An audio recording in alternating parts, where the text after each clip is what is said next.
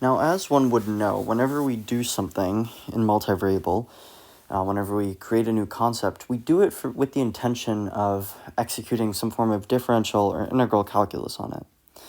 So what we did last time is we considered if I had some 3D space, like that, and I had a surface, if I had a surface, like that, call it S, how can I define that surface by some sort of parameterization of a vector? So we call that vector R. So how can I manage a surface with a vector, right? Now, really what I'm talking about is if I have some sort of parameterization, that could be the theta, comma phi domain, could be in the u, comma v domain, but I want to take that and I want to transform it into something that I can model in the x, y, and z domain, because we're dealing with 3 dimensions in calculus of multiple variables. So what we want to do now is we determined how to do this. This was all in the last video. So naturally, what we want to do is we want to determine, well, we can obviously find tangent planes to surfaces. We've been doing that for a while. But what about finding the area of a surface, right? So on its own, that seems pretty kind of trivial, right? We already had a formula for the arc length of a function. If we remember, it was the integral dx of 1 plus y prime squared, and that's evaluated between your start point alpha and your end point beta. We're able to find that pretty easily, so we can just expand that to 3 variables. We'll do that later. But we also want to consider the vector definition, because soon what we're going to be doing is we're going to be considering, hey, I've got a surface, right?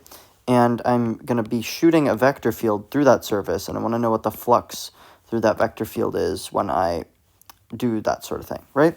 So we'll determine that in the next video, but for now I want to consider the vector definition of surface area.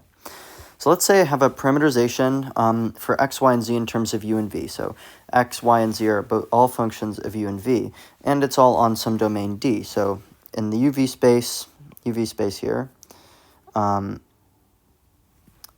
can define what the u and v kind of function is for each x and y.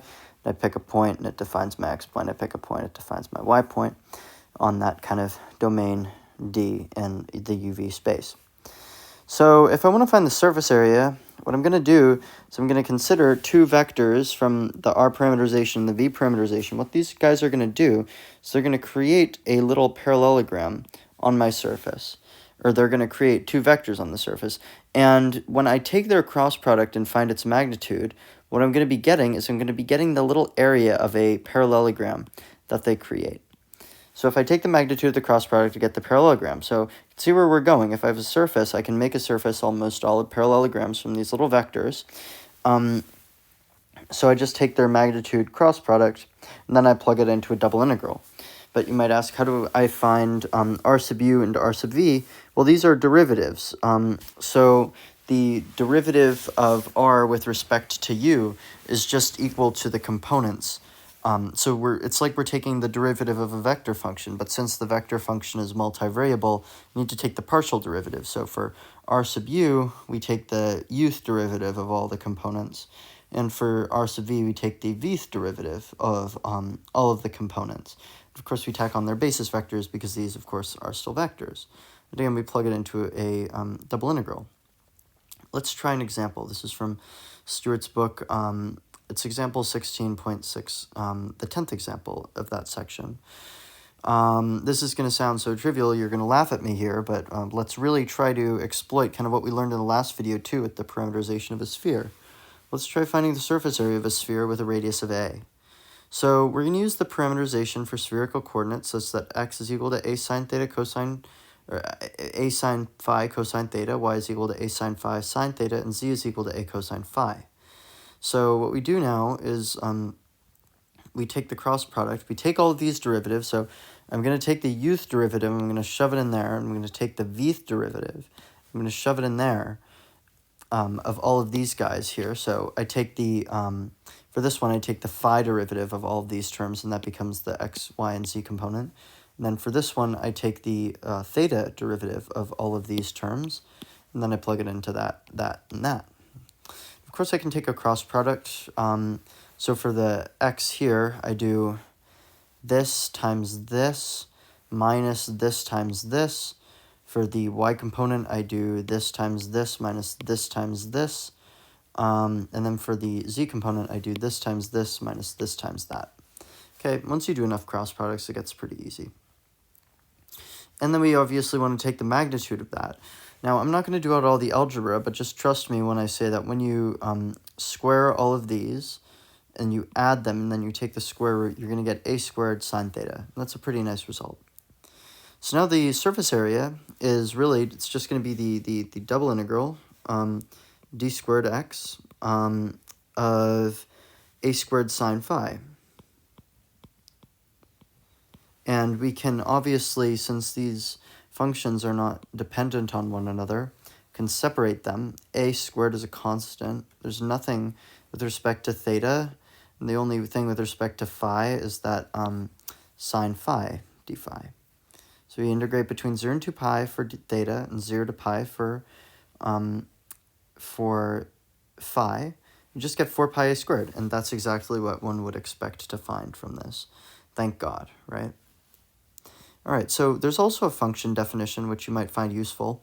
You can consider some function of x and y, and we can parameterize it such that x is equal to x, y is equal to y, and then z is equal to f of x and y. This is one of the easiest parameterizations you could deal with. Anyways, we can go through the same steps. If I want to take the r derivative with respect to y, or with respect to x, I get the unit vector in the x direction times 1, plus the partial derivative with respect to x times the z basis vector. And likewise, for the y derivative, I get the y basis vector plus the partial derivative of f with respect to y times the z basis vector. If I take their cross product, I get negative partial f partial x, e sub x, minus partial f partial y, e sub y plus e sub z. If I take this magnitude, what I just get is I get the square root of 1 plus partial z partial x squared plus partial z partial y squared.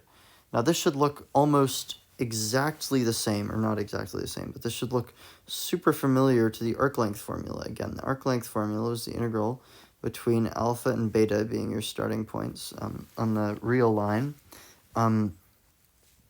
Integral dx of the square root of 1 plus the derivative of y squared. I'll put a little dot up there to notify that it is a derivative.